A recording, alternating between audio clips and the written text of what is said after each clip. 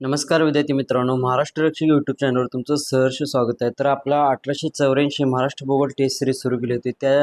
त्याच व्हिडिओचा भाग क्रमांक 9 आहे. बाकीचे व्हिडिओ तुम्ही पाहून घ्यायचा आहेत. प्रश्न पाहू 801 नंबरचा. महाराष्ट्रातील पहिले जलविद्युत केंद्र कोणते? तर महाराष्ट्रातील पहिले जलविद्युत केंद्र आहे खोपोली, जे की रायगड जिल्ह्यामध्ये आहे. त्यानंतर पुढील प्रश्न 802 नंबरचा. रानगव्यांच्या वास्तव्यासाठी प्रसिद्ध असणारे अभयारण्य कोणते? तर रानगव्यांच्या वास्तव्यासाठी प्रसिद्ध असणारे अभयारण्य राधानगरी येथील दाजीपूर, जिल्हा कोल्हापूरमधील आहे. प्रश्न क्रमांक 803. ताडोबा हे राष्ट्रीय उद्यान कोणत्या जिल्ह्यात आहे? तर ताडोबा हे राष्ट्रीय उद्यान चंद्रपूर जिल्ह्यामध्ये आहे. प्रश्न क्रमांक 804. तुळजाभवानी मातेचे मंदिर कोणत्या जिल्ह्यात आहे? तर तुळजाभवानी मातेचे मंदिर हे धाराशिव जिल्ह्यामध्ये आहे. प्रश्न क्रमांक 805. उजनी धरण कोणत्या जिल्ह्यात येते? तर उजनी धरण हे सोलापूर जिल्ह्यामध्ये येते. प्रश्न क्रमांक 806. तोतलाडोह धरण कोणत्या जिल्ह्यात आहे? तर तोतलाडोह धरण हे नागपूर जिल्ह्यामध्ये आहे. प्रश्न क्रमांक 807. माथेरान हे थंड हवेचे ठिकाण कोणत्या जिल्ह्यात आहे? तर माथेरान हे थंड हवेचे ठिकाण रायगड जिल्ह्यामध्ये आहे. प्रश्न क्रमांक 808. संत चोखामेळा यांची समाधी कोठे आहे? तर संत चोखामेळा यांची समाधी मंगळवेढा या ठिकाणी आहे. त्यानंतर पुढील प्रश्न आपण पाहूया. तोपर्यंत आपल्या चॅनलला सबस्क्राईब करायचं आहे आणि व्हिडिओला आपल्याला लाईक करायचं आहे. प्रश्न क्रमांक 810. महाराष्ट्र राज्य प्राण्याचे शेकरू वैज्ञानिक नाव काय आहे?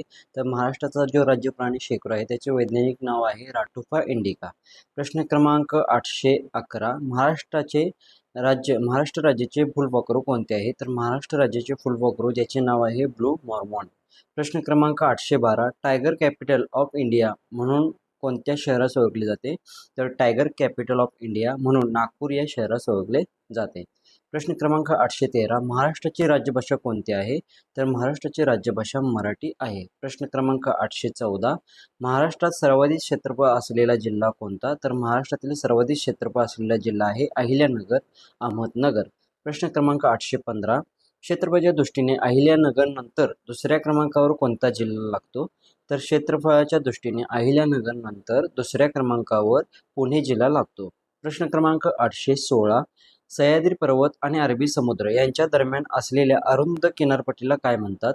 तर सह्याद्री पर्वत आणि अरबी समुद्र यांच्या दरम्यान असलेल्या अरुंद किनारपट्टीला कोकण किनारपट्टी असे म्हटले जाते. प्रश्न क्रमांक 817.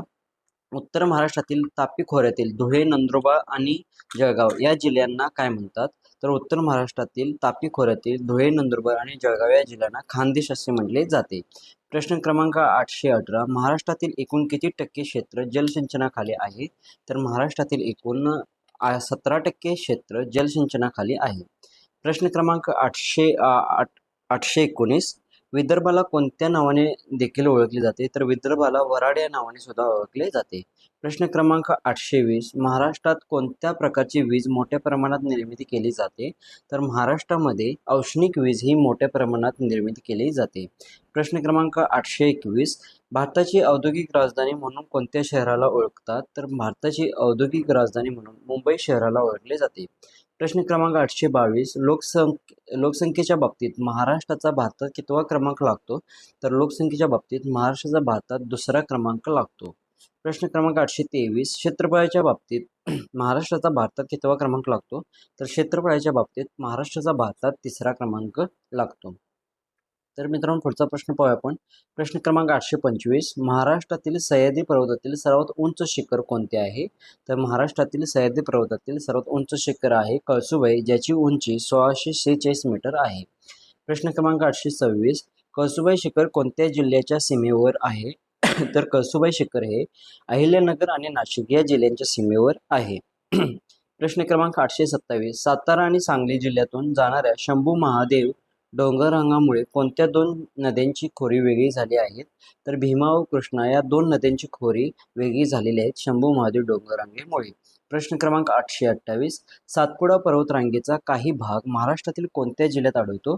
तर सातपुडा पर्वतरांगेचा काही भाग नंदुरबार व अमरावती या जिल्ह्यामध्ये आढळतो.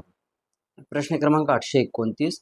सातपुडा डोंगर रांगेमुळे कोणत्या दोन नद्यांची खोरी वेगळी होतात? तर सातपुडा डोंगर रांगेमुळे नर्मदा व तापी या दोन नद्यांची खोरी सातपुडा डोंगर रांगेमुळे वेगळी होतात. प्रश्न क्रमांक 830. सातमाळा अजिंठा डोंगररांगेमुळे कोणत्या नद्यांची खोरी वेगळी होतात? तर सातमाळा अजिंठा डोंगररांगेमुळे तापी व गोदावरी या नद्यांची खोरी वेगळी होतात. प्रश्न क्रमांक 831. हरिश्चंद्र बालाघाट डोंगररांगेमुळे कोणत्या दोन नद्यांची खोरे वेगळी होत झाली आहेत? तर हरिश्चंद्र बालाघाट डोंगररांगेमुळे गोदावरी व भीमा या दोन नद्यांची खोरे वेगळी झालेली आहेत. प्रश्न क्रमांक 832, पाचगणी हे पठार कोणत्या नावाने प्रसिद्ध आहे? तर पाचगणी हे पठार टेबल लँड या नावाने प्रसिद्ध आहे. प्रश्न क्रमांक 833, कोकणातील सर्वात मोठी नदी कोणती? तर कोकणातील सर्वात मोठी नदी आहे उल्हास नदी. प्रश्न क्रमांक 834, कोणत्या नदीला दक्षिण भारताची गंगा असे म्हणतात? तर दक्षिण भारताची गंगा या नावाने गोदावरी नदीस ओळखली जाते. प्रश्न क्रमांक 835, कर्नाटकात रायचूर जवळ कोणती नदी कृष्णा नदीला जाऊन मिळते? तर भीमा नदी ही कृष्णा नदीला जाऊन मिळते. प्रश्न क्रमांक 836, महाबळेश्वर येथे कोणत्या 5 नद्यांचा उगम होतो? तर महाबळेश्वर येथे पुढील 5 नद्या आहेत: कृष्णा, कोयना, वेण्णा, सावित्री आणि गायत्री. प्रश्न क्रमांक 837, कोल्हापूर जिल्ह्याची जीवनवाहिनी म्हणून कोणत्या नदीला ओळखली जाते? तर कोल्हापूर जिल्ह्याची जीवनवाहिनी म्हणून पंचगंगा नदीला ओळखली जाते. प्रश्न क्रमांक 838, तापी आणि पूर्णा नद्यांचा संगम कोठे होतो? तर तापी आणि पूर्णा नद्यांचा संगम जळगाव जिल्ह्यातील श्री क्षेत्र चांगदेव या ठिकाणी होतो. मित्रांनो, आपल्या व्हिडिओला लाईक करायचं आहे आणि चॅनलला सबस्क्राईब करायचे आणि बाकीचे पार्ट तुम्हाला बघून घ्यायचे आहेत. पुढील प्रश्न आपण पाहूया. प्रश्न क्रमांक 840, गोदावरी नदीवरील जायकवाडी धरणाच्या जलाशयाचे नाव काय आहे? तर गोदावरी नदीवरील जायकवाडी धरणाच्या जलाशयाचे नाव आहे नाथसागर. प्रश्न क्रमांक 841, कोयना नदीवरील कोयना धरणाच्या जलाशयाचे नाव काय आहे? तर कोयना नदीवरील कोयना धरणाच्या जलाशयाचे नाव आहे शिवसागर. प्रश्न क्रमांक 842, महाराष्ट्रात 2 वेळा प्रवेश करणारी एकमेव नदी कोणती? तर महाराष्ट्रात 2 वेळा प्रवेश करणारी तापी नदी आहे. प्रश्न क्रमांक 843, पवरा व मुळा नदींचा संयुक्त प्रवाह कोठे गोदावरीस मिळतो? तर पवरा व मुळा नदीचा संयुक्त प्रवाह नेवासे या ठिकाणी गोदावरी नदीस मिळतो. प्रश्न क्रमांक 844, कोकणचे हवामान कसे आहे? तर कोकणचे हवामान सम व दमट आहे. प्रश्न क्रमांक 845, महाराष्ट्रात पठारावरील हवामान कसे असते? तर महाराष्ट्र पठारावरील हवामान हे विषम व कोरडे असते. प्रश्न क्रमांक 846, महाराष्ट्रात उन्हाळ्यात पडणाऱ्या पावसाला काय म्हणतात? तर महाराष्ट्रात उन्हाळ्यात पडणाऱ्या पावसाला आंबेसरी म्हणतात. प्रश्न क्रमांक 847, महाराष्ट्रात वळवाचा पाऊस मुख्यत्वे कोणत्या जिल्ह्यात पडतो? तर महाराष्ट्रात वळवाचा पाऊस मुख्यत्वे कोल्हापूर जिल्ह्यामध्ये पडतो. प्रश्न क्रमांक 848, महाराष्ट्रात कोणत्या महिन्यात सर्वाधिक पाऊस पडतो? तर महाराष्ट्रात जास्त करून जुलै महिन्यामध्ये सर्वाधिक पाऊस पडतो. प्रश्न क्रमांक 849, वनस्पतीच्या वाढीसाठी कोणता घटक सर्वात महत्त्वाचा असतो? तर वनस्पतीच्या वाढीसाठी नायट्रोजन हा घटक खूप महत्त्वाचा असतो.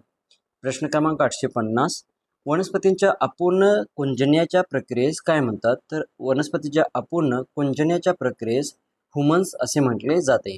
प्रश्न क्रमांक 851, महाराष्ट्रातील सर्वाधिक प्रदेश व्यापलेली मृदा कोणती? तर महाराष्ट्रातील सर्वाधिक प्रदेश व्यापलेली मृदा आहे काळी मृदा, जिला आपण रेगूर मृदा सुद्धा म्हटलं जातं.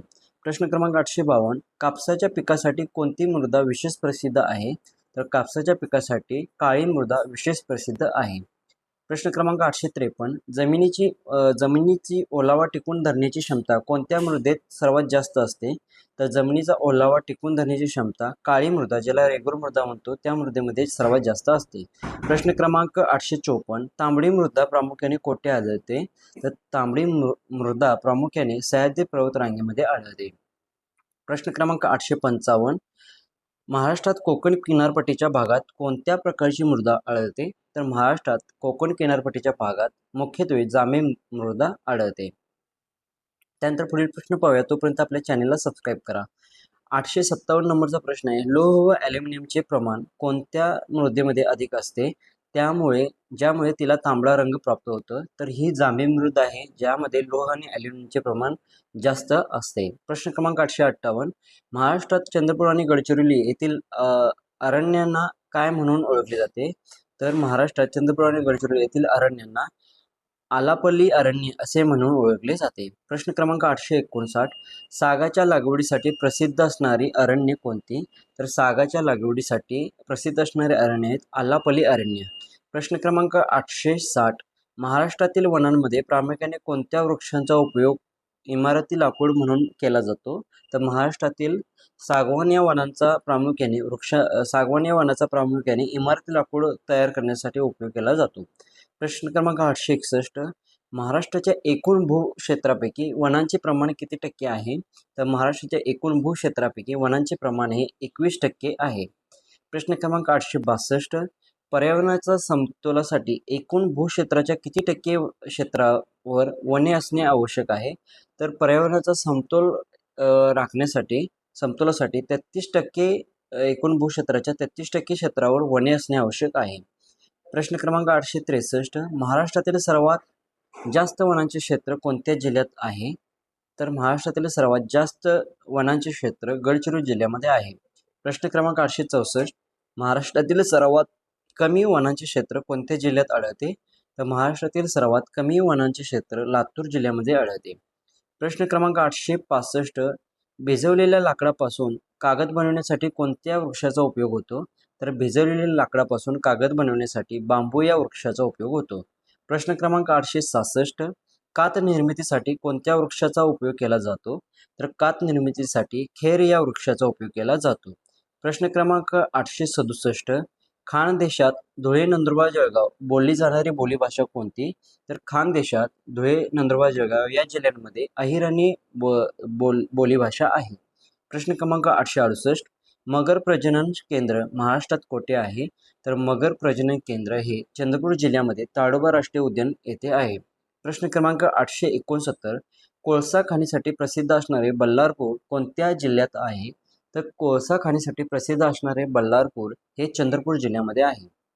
प्रश्न क्रमांक 870. आगपेट्या तयार करण्याचे कारखाने महाराष्ट्रात कोठे आहेत? तर आगपेट्या तयार करण्याचे कारखाने अंबरनाथ, ठाणे आणि नागपूर या जिल्ह्यामध्ये आहेत.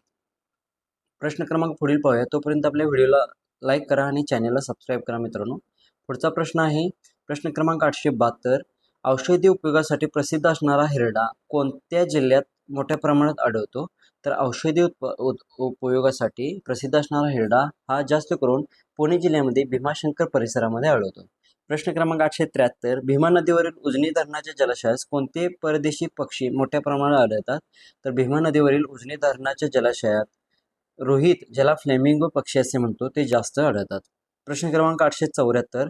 गाईचे दूध पिवसळ असते, तर गाईचे दूध पिवसर असते त्यामध्ये कोणत्या घटकाचे प्रमाण जास्त असते? तर गाईचे दूध पिवसळपणा असतो त्याला कॅरोटीनचे प्रमाण जास्त असल्यामुळे गाईचे दूध पिवसळ दिसते. प्रश्न क्रमांक 875. महाराष्ट्रात सर्वात जास्त जलसिंचनाचे क्षेत्र कोणत्या जिल्ह्यात आहेत? तर महाराष्ट्रात सर्वात जास्त जलसिंचनाचे क्षेत्र अहिल्यानगर जिल्ह्यामध्ये आहे. प्रश्न क्रमांक 876. 50 सेमीपेक्षा कमी पाऊस असलेल्या क्षेत्रातील शेतीला काय म्हणतात? तर 50 सेमीपेक्षा कमी पाऊस असलेल्या शेतीला कोरडवाहू आणि जिरायत शेती असे म्हटले जाते. प्रश्न क्रमांक 877. भारतातील पहिले ऊस संशोधन केंद्र पुण्याजवळ कोठे उभारण्यात आले?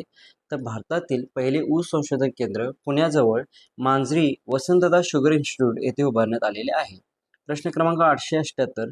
सातारा जिल्ह्यात निरेजवळ कोणते मध्यवर्ती ऊस संशोधन केंद्र आहे? तर सातारा जिल्ह्यात निरेजवळ पाडेगाव मध्यवर्ती ऊस संशोधन केंद्र आहे. प्रश्न क्रमांक 879. महाराष्ट्रात ऊसाचे क्षेत्र व उत्पादनात आघाडीचा जिल्हा कोणता आहे? तर महाराष्ट्रात ऊसाचे क्षेत्र व उत्पादनात आघाडीचा जिल्हा कोल्हापूर जिल्हा आहे. प्रश्न क्रमांक 880. महाराष्ट्रात रब्बी ज्वारीचे सर्वाधिक उत्पादन कोणत्या जिल्ह्यात होते? तर महाराष्ट्रात रब्बी ज्वारीचे सर्वाधिक उत्पादन सोलापूर जिल्ह्यामध्ये होते. प्रश्न क्रमांक 881.